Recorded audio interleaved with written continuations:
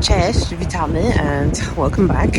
It's becoming an increasingly popular idea to move out of the city or at least get a place in the countryside where you can spend the majority of your time. But in order to build a house, you need to have land. And in Poland, that can be quite difficult to do, especially if you don't have rolnik status, which is exactly the situation we found ourselves in.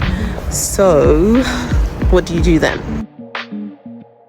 First, we've got to talk about how land is actually classified in Poland. There are four major types: agricultural, forested, recreational, and building. The classification is really important because Polish law specifies exactly what can and cannot be done to each piece of land depending on the type. Agricultural land can, in theory, only be bought by farmers. You can't build in it unless they're farm-related buildings, unless the farmer is building a house for himself. Forested land is the most strict. You cannot build anything on forested land, and you can't cut down any of the trees either unless you want a really heavy fine. Recreational land is more relaxed, but you have to check the local development plan to see what you can build on there. Building rights land, as you could probably guess, means you can build on them, but there usually will be some guidelines. So, for example, how tall the house can be, the direction of the house, the minimum size of the plots if you divide it. Building plots also tend to be the most expensive type, with the prices going into the hundreds of złotych per meter squared. You can convert any of the soil types to building land actually. However, depending on the size and the soil quality, this can cost a lot of money, anywhere between 80,000 to 500,000 złotych per hectare. In Poland, most of the land you'll see online for sale is actually agricultural, which means that you'll need rolnik status in order to buy it. Rolnik status is a governmentally recognized status given to a person who was or still is a farmer. Typically, a portion of their farming salary will go to KRUS, not ZUS, like most of us pay into, and they also have the privilege to buy agricultural land. It takes typically 3 to 5 years to get rolnik status, and if your land buying plans are in the next 3 to 5 years, it's something that I highly recommend.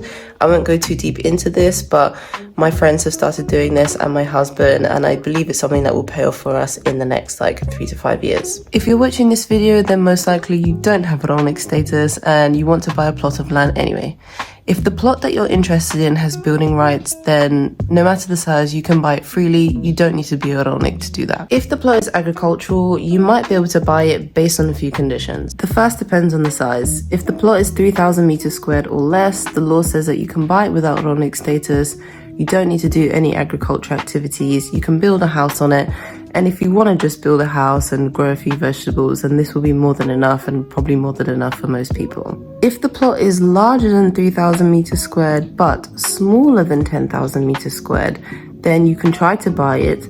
Kupno has the right of first refusal, so they have 30 days to tell you whether they want to buy the plot or not. If they don't want to buy it, then it's all yours. If the agricultural plot is larger than 10,000 meters squared, then you have to get the permission of the Director General of Kupno. They have up to 3 months to make a decision whether you can buy the plot or not, and if they say you can't buy it, then unfortunately no dice. There are caveats to this rule, however, and the main one being if you are a close relative of the owner, so a son, a brother, a mother, anyone who's directly related to this person. So how can you tell if a plot is agricultural or has building rights or anything like that? Get familiar with the beautiful geoportal. It's the quickest way to check whether a plot has the rights you're looking for. It's online and it's free. It takes a while to get used to the tool, but it shows very useful information such as the plot type, boundaries, topography, and even more. If you find the plot that you're looking to buy on geoportal and you're happy with the information there, then I highly recommend getting a copy of the local development plan. Inside, you will find detailed exactly what can be built on that land, the size of the plot if you're planning to divide it, the height of the houses, the direction that the house has to face the road, all sorts. It's really important information, so don't assume you can just build whatever you want on a plot that has building rights or agricultural rights. Definitely check the local development plan. I hope this information was useful. Good luck on your land buying journey. In my next video, I'm going to be talking about how to actually find land, because we didn't find ours online or through an agent. I'll see you in the next one. Cześć! Josnek really wants to know about geoportal.